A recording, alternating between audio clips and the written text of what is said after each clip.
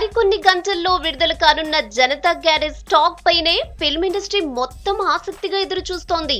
Star హీరోకే కాదు, star director సత్తాకు ఇది పరీక్ష. ఇద్దరు వైవిధ్యమైన కథలతో హిట్ సినిమాలిచ్చారు. ఆ తర్వాత వస్తున్న గ్యారేజ్ పై అంచనాలకు మించి ఫ్యాన్స్ భారీ ఆశలు పెట్టుకున్నారు. ఓ రకంగా ఇది బ్లాక్ బస్టర్ మూవీ అని ఫ్యాన్స్ డిసైడ్ అయిపోయారు. ఈ క్రమంలోనే బెనిఫిట్ షోలతో కలెక్షన్ సునామీ సృష్టించాలని భావిస్తున్నారు. ఈ షోలకు తెలంగాణ సర్కార్ నుంచి గ్రీన్ సిగ్నల్ వచ్చింది. ఏపీ నుంచి అభ్యంతరాలున్నాయనే టాక్ నడుస్తోంది. రూల్స్ బ్రేక్ చేసి అర్ధరాత్రి షోలు వెయ్యకూడదని చెప్పినట్లు సోషల్ మీడియాలో టాక్ నడుస్తోంది. ఇదే జరిగితే కలెక్షన్స్ పై తీవ్ర ప్రభావం పడనుంది.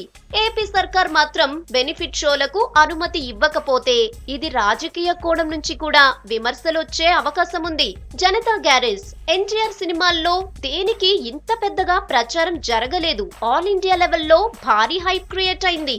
మలయాళంలో అయితే మోహన్ లాల్ మేనియాతో డైరెక్ట్ మూవీనా అన్నట్లుగా రిలీజ్ అవుతుందట.